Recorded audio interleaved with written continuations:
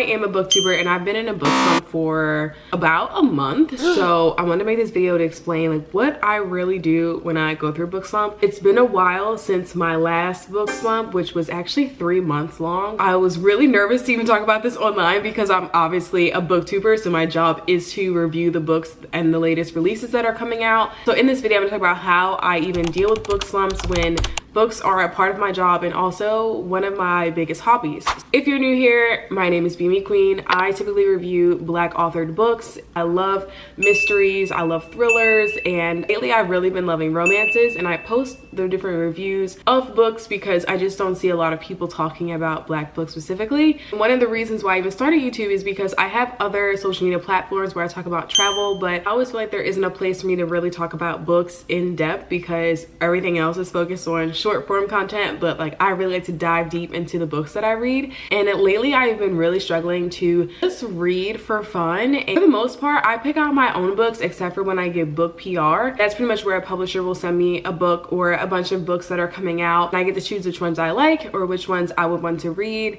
I read them and then I review them here for you guys on YouTube. In between that, I'll also bookshops. I'll do book shopping videos, which I owe you guys a book shopping video, but I literally just have not had the spirit to do it lately or just the motivation to even go to a bookstore. I think that's really because I have been forcing myself to read these books and give like an in-depth deep dive of all the books that are popular, or all the books that are coming out or about to be released, or anything that's really been talked about in pop culture and on TikTok. And it feels like so much to keep up with all the time. And I do travel a lot, so I am a full-time travel creator. I don't typically read when I travel because I feel like that takes away from me being engrossed in a book. Like I like to have alone quiet time with my books, and I like to read in total silence, so it's really hard for me to read in public and when I'm on the go. I also fell in love with holding a physical book again, so I love having physical copies, and it's just really hard to travel with, even though I do read on my iPad sometimes. But whenever I do go through one of these book slumps, I will try different strategies each time to try to get out of it. But what I've realized is that I just need to take my time and just like coast through the book slump as opposed to trying to fight it. In my last book slump, I just let it go. I let it go on and on and on. And if you've been following me for a while, then you know that my goal last year was to read 52 books. And because my book slump was 3 months long, I rushed through the last 3 months just trying to read as many books as possible so I could reach my goal. And I did reach the goal, so that was great. I was reading about 10 to 14 books a month, which is a lot for me. And luckily I wasn't traveling as much. This year I am traveling a lot more, and I love that I get to do that for my full-time job. Because of that, I have less time at home to read. So when I am reading, I'm sleeping, I'm doing laundry, I'm catching up on all the things that I should be doing, you know, when I'm in the United States. And I just haven't really been all that interested in books. So one of the things that I tried during this book slump was just to just read a page a day. So I'm a big believer of Atomic Habits. If you read that book, that is a fantastic book. You should read it. But it really talks about how to build in different habits into a routine so that it makes it easier for you to do that task every single day. And when I started reading 1 page a day, it just became so terrible in terms of trying to understand the story, because I will only read that one paragraph or that one like part of a chapter, and I really did not like it. I hated it, actually. It was so bad, and I just wanted to hear a complete and total story without actually having to read. So I also tried audiobooks, which there are audiobooks on Spotify now. There's audiobooks on YouTube that you can watch. There's audiobooks literally everywhere. One thing I've learned about audiobooks is that I do not like them. So I do like listening to podcasts because I think the podcast hosts are really animated, and the topics that they're talking about are typically pop culture or just like very relevant in today's everyday life. But when I'm listening to a book, I find it really difficult for me to follow the story of the characters and to also understand different elements of what makes a story. When I read, I typically read for character development, I read for story flow, I read for structure, I read for the red herrings. Like I look for all these things while I'm reading, and I feel like I just didn't get that experience of a book while I was listening to audiobooks. Now, I know people love audiobooks. They listen to them while they're like driving to work every day, or when they're on the treadmill, or when they're working out, or just cooking and doing something around the house. But because I don't really have like a morning commute every day, like it just didn't really work with me. So it really just wasn't the right fit. Another thing that I typically will try is I will find a very fluffy, easy read. I mean like 100 pages that will make me just feel accomplished and give me that feeling of like, yeah, I did something. And that usually helps me like get back into reading and want to read more books, because even if a book is only 100 pages or 120 pages or whatever, I still learn something, and I love being able to learn things and of course share them with everyone else. So that typically gets me out of a book slump as well. But this time around, it didn't really work out for me either. So I have been in a little bit of a jam, and being a booktuber, I do feel like there is a lot of pressure within space, specifically in the US, to just read and like throw out book content all the time.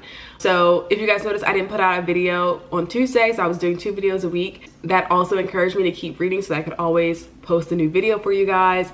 But in this new era of my life that I'm entering, I'm really trying to create more balance in my life. So trying to find the balance between traveling and reading and, you know, being in LA, which is where I like to do all of my reading. But I also want to have a balance within my social media and like my job, because this is my job. I am going to start posting just once a week, so to give myself more time to actually read and enjoy the books that I am reading when I do read. So if I have additional content that I want to share, then I am definitely going to put it out for you guys to see. So I'm not going to limit myself, but I do want to remain consistent so that you guys, you know, still see me every single week, because I still do like creating content and I still like showing up here on YouTube. One thing that is helping me in this book slump is finding things to still entertain myself that isn't necessarily reading, but I can kind of connect to books. I've been leaning into a lot of TV series. So I've been watching a lot of TV. Basically all of my reading time has now become TV time.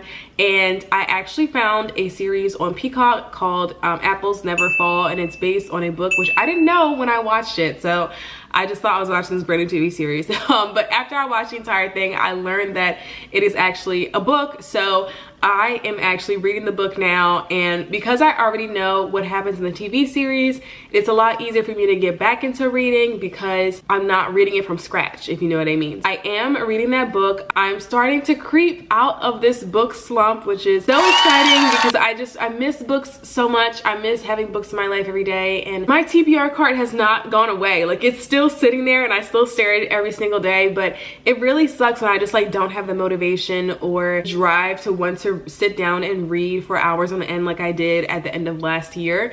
My book goal for this year is still 75 books, and I don't even think I've read 10 books this year, to be honest. I am gonna do a reading recap at some point very soon, but I am just trying to get out of this book slump. I'm taking it one day at a time, 1 month at a time to get back into reading again, and I'm really taking the pressure off of myself to perform on YouTube all the time, twice a week or multiple times a week, and just enjoying where this platform takes me, because it is very different from all the other platforms that I have on social media already. I will be doing a book versus TV series.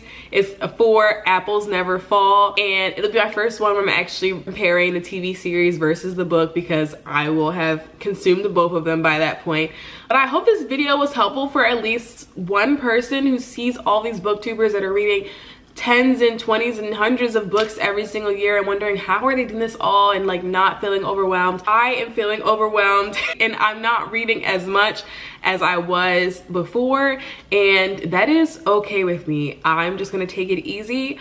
I'm gonna creep my way out of this book slump, and when I'm back in it, of course, I will give you guys my all and telling you every single nitty-gritty detail about the books that I'm reading. So hopefully I will see you guys with more book videos, but if not, you know why. But thank you guys for watching, and I will see you in the next video.